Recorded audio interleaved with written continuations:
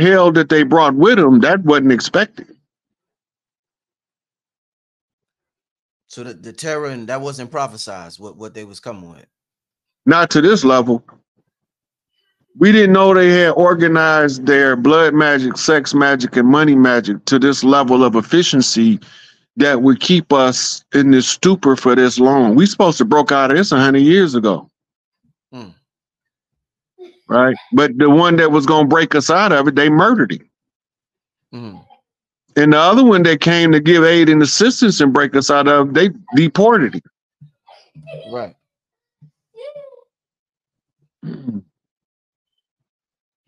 Right, let me ask you this. You talked about this group. What was the name of this group? The THUGGIES? What was they called? The THUGGIES? And this was a group. And who were they again? The THUGGIES? The Thuggee was the ones fighting the tax collectors, the ones using the money magic, sex magic, blood magic, following the code of thieves.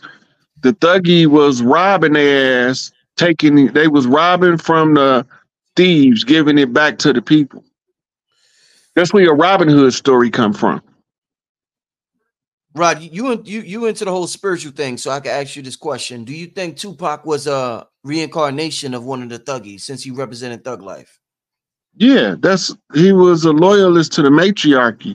The reason why he even used thug is because of how the war was being structured against us, the same way that it was being structured against the Thuggies in India. Right? It's a tribal link there that come to bear at the Bangdong conference when we had to figure out a collective earth strategy to fight the white supremacy machine of the invading forces. And so we decided to put all of the spiritual protection energies together like Autobot. This is what that whole show is about. Right. All of the earth clans bringing a piece to the puzzle together, and the one who can put it all together is the one that's going to break the mental stronghold on the minds of the masses. Right. So China brought Sun Wukong. Japan brought, I think his name was Sasuke. Right. India brought Hanuman. The people of Egypt brought Tahuti. Right. And when you get all down the line, they all turn out to be the same person in the end. All right, Rod. So at this time, once again, we're talking about an ancient, and I like how you're breaking this down. At this time of the Etruscans' rule in Rome, who was ruling in Egypt at this time? So we could tie this together. Who was ruling in Egypt at this time, Rod? What dynasty were they in? Oh man, I don't remember my dynasties like Dr. Clark or Dr. Ben, but this was in the BC period. So, you know, just look at the time Alexander was here, right? And this is the incursion of the Etruscans. But you can Google it, it'll tell you when the Etruscans migrated into Europe. When they was going into Europe at the same time, the priestesses from Egypt was setting up the first university on the island of Crete. And they penned the Greek language and they trained the Greek philosophers. The Greek philosophers don't have Greek philosophy. There's no such thing. All of the Greek philosophy is temple priest teachings from the temples in around the world. Actually, it was a global network of temple priests, and they got into a conjure war with a group that wasn't. Wherever they came from, they ain't from here because they changed from how they first looked when they came. After we killed them here a certain amount of times, they come back melanated with nappy hair. But in the interim, they suffer from these skin disorders like ichthyosis. Right? So let's say a ship come in from outer space with one on it and it crashed and we never seen it. When he born, he gonna be born to somebody on Earth that has the closest genetic makeup that he can infiltrate to come out, but he's gonna look like a severe case of ichthyosis, the red eyes, the big scaly skin, and all of that. But when he died and he come back again, he gonna have probably eczema, psoriasis, or something like that. And then the next time he come back, he gonna have clear skin. He gonna look like a regular person, but he ain't regular. Right. Right. That takes us back to the building of the Great Wall of China. Okay, I want to name you 3 names, and I want to ask you, you know, since we're talking about this BC era and we're talking about ancient Rome, and you happen to bring up Greek philosophers, let's talk about 3 names: Socrates, Aristotle, and I believe Plato was one of their students. What can you tell me about the one? Plato was the first one to tell them about Atlantis. They say, how did he know? He told us how he know. He overheard a conversation in the temples in Egypt. 2 priests was talking, and the Atlantis story is what he heard, the story that he told. The Atlantis story was the story before the nuclear holocaust that put Antarctica under ice. So they telling the ancient stories in the temple. Priests know all of the stories, and they're not a secret. They just don't tell it to the masses of people because they had to go through a civilization rebuild, a reboot of a whole entire civilization of the planet. It used to be one world, one people under different sectors. It was originally 13 sectors, right? The high seat or the sacerdotal seat of earth used to be in Arizona. Then it was moved to Kemet. Then it was moved to Rome. Where it was in Arizona before Kemet and Rome? Yeah. The oldest temple of Isis is in Arizona right now. The oldest? The oldest. Come on, Rod. Damn. Where? That's where it's at. In Sedona? It's in the Grand Canyon. Okay. It's in the Grand Canyon. Okay. This is why they keep finding all those what appear to be Egyptian artifacts. That's Atlantean. Not Egyptian. So the shit they find in the Grand Canyon is Atlantean, not Egyptian. Yeah, but it look this is the same because we don't know, but Tahuti left over here in the Americas to establish Egypt as the watch post for them people that came to Mount Hermon. Right, well, where's Mount Hermon, Rod? Mount Hermon is known as Mount Sinai. It's in the Middle East. Okay. Right. They also call it Mount Zion. Wow. So now you understand the Zionist Jew plot to take over the world. Holocaust might have been before that, but it's the cause of the last ice age. The last ice age is an artificial ice age. It wasn't supposed to be an ice age this close to the closing of the age and the cycles. So whatever happened right that caused that nuclear winter we call the ice age. It was a global nuclear winter is what it was. It was an artificially induced ice age. This in the Vimana Sutras in India talk about the Great War. The Bhagavad Gita is talking about he's seeing family members on both sides of the war. He ain't understanding what he's looking at. So Arjuna is asking Krishna, why do I see family members on opposing sides of the war? And he said, because different families got infiltrated by the people they fight. Wow. This thing get deep, Rod. This thing get real deep.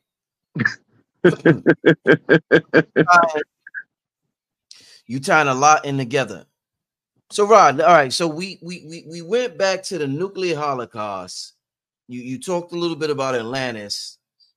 We talked about Kemet. We talked about the Etruscans getting kicked out of Africa, going into Rome. Then the Etruscans eventually becoming these families that we hear about. When did the skin-based discriminatory practices start happening that you alluded to earlier? Because you said it wasn't always like this. So that came with the with the incursion into the Americas. You wasn't when people first came over here, they didn't identify themselves as black or white. Italians identified themselves as an Italian. The French identified themselves as French. An Englishman identified himself as an Englishman. And we over here, we was the tribes. We was the clans, right? We was the ones who was already here when they came, right? But the nature of who we are, we didn't close the door and tell them you can't come in. We just didn't know they was going to raise hell and cause havoc. When did we start identifying as Moors, Rod? Moor is you can do the etymology on the word Moor. The word Moor is roughly 500 years old. It was no, because they was in Europe. They wasn't called Moors until after Blackamoors. Right. They started being called Blackamoors, but they wasn't called Blackamoors first. They was called Moray in Europe. Moray. By the French. It was the French who called them Moray. M-A-U-R-I. Mm-hmm. Right. The term M-O-O-R is a catch term. It's to group multiple people under one umbrella that come from different backgrounds. That's the purpose of a catch term. Right. Dan Calloway put up a Muhammad Ali clip the other day, and it was very interesting because Ali was explaining why he threw his Olympic medal in the river. And he was explaining that he was about to go into this restaurant that didn't serve the Negroes. And he seen two Africans and they didn't speak no English. And he said, the storekeeper said, oh, they not Negroes. You can let them in.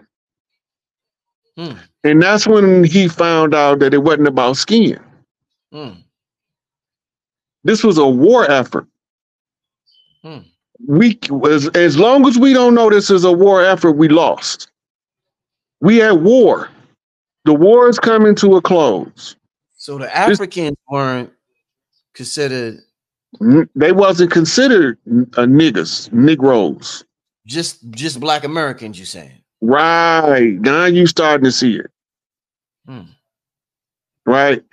And the reason being is the slave narrative was a POW strategy to make the people never say, hey, wait a minute. My bloodline always been here. Who is these people telling me what I can and cannot do at home? Because they're not from here. Right. And if you don't know what a cat's paw is, and you don't know how Moors love chess, you won't never know what it takes to beat them. That's critical. They invented chess? Chess is invented as in Egypt. The Egyptian priests invented chess to train the pharaohs for war. Okay. Right? And the more proficient you are in the game of chess, the better you can see a battlefield. Okay. So when the Moors got chess, they loved the game. So now they playing chess out in the open, just like in that movie. What's the name of that movie? It's a Mel Brooks movie, History of the World. It's good to be the king. Right. If you watch the movie, they running from the Inquisitor. They replaced the king with the piss boy. But before they come, he's sitting on the throne and he's moving people around on a chessboard. This is where the terminologies get confused to the skin color because they chess terms. In chess, the white piece is the attacker. The black piece is the defender. In law, the free white person is the attacker. And those civilly mortis classified as black is the defendants. Right? They the ones who's defending the land. They got treaties with 5 civilized tribes. Remember that. It's over 5,000 tribes across the land, from coast to coast, north to south, going into South America. We starting to get up more and more tribes as we cross borders. But on the mainland of North America, it is roughly 5,000 tribes on the land. That's 5,000 major family groups that lived separately on their own, under their own vine and fig tree, and that gave us 5,000 different cultures. The Shoshone does not have the same tribal practices and rights as the Choctaw or the Montana or the Dakota or the Apache. All of them had their own way that they lived. If they married across clans, then the marriage ceremony from each clan would be put up for negotiation to which clan the person was marrying into to determine which marital right. Right? Some clans, the girl stayed at home till she was, up in age, till she found her husband. In other clans, when she hit puberty, she got to go. Right? But all of the clans wasn't the same. Right? This is when Columbus came. When we was in Atlantis, the age of consent of the female was based on her maturity, not her years on Earth. And she was always being monitored by elder women to determine what type of individual she need to marry for her temperament and for her emotional well-being to make her the most productive counterpart. We don't look at marriage like that now. We look at it from the romantic homosexual point of view. When I say romantic, that's automatically homosexual. Romance, we think it's the man seducing the woman. That's not what it was. Go back and look at the statuary of Rome. Everywhere you see one of these pedophile priest statues, you're going to have a little naked boy with him. When you look at the pottery, you're going to see the old bearded man gazing into some boy's eyes in the pottery, because the romance is homosexual seduction. So they wanted this method to control the masculine by restricting their ability and their access to satisfy women. Right? And so they make the men become less masculine using those romantic tactics. Right? So we following the agenda that they followed back then right now when we call it the LGBTQ community. And all of the time, some military generals was hired by a bunch of homosexual priests in the 60s to write a blueprint manual to make homosexuality not only accepted, but celebrated in the society. It was a war manual written by military retired generals that was paid by some homosexuals to do it. It's called the gay agenda. So, Rob, what do you call it when a man what's the correct term when a man seduces a woman? Since you don't want to say romanticism, what is that? What's the term that we use? I call it anything but that. Okay. Shoot, I call it dating, flirting, anything but romance. That's because, look, they even gave you a clue because they put a B in front of it now and call it a bromance. WTF is that? Right. And now you got all of these pseudo masculines that's doing something called the down low. Mm-hmm. That's not normal in our culture. It used to be so rare for us to see a person that was gay. We call them two-spirited people, and they would celebrate it. But not like this. This is extremism. You're not supposed to actively convert what would be a heterosexual male into the being attracted to the same gender. It's an abomination to nature itself. Rod, the interesting thing is you talk about, y'all talk about the patriarchy and you talk about homosexuality and us needing to get back to the matriarchy. And you talk about Rome and the celebration of homosexuals. from my optics, you know, just analyzing culture, women celebrate homosexuals. And I'll give you an example. Any woman that you see on television, we call them fag hags. Any woman you see on television, she has one of them with her and elevates them to a role where they become known, they become famous, and they known as, yo, he roll with so and so. So if it's a matriarchy, wouldn't they celebrate them more than ever, Rod? Because I always see them with a woman. They stay with a sister. They, even in the spiritual circles, a sister stay with one of them. And I'm not trying to down them or anything like that, but the matriarchy seems to celebrate them more than anything. That's not the matriarchy. Those are feminists. Okay. Feminists are the reverse side of the patriarchy coin.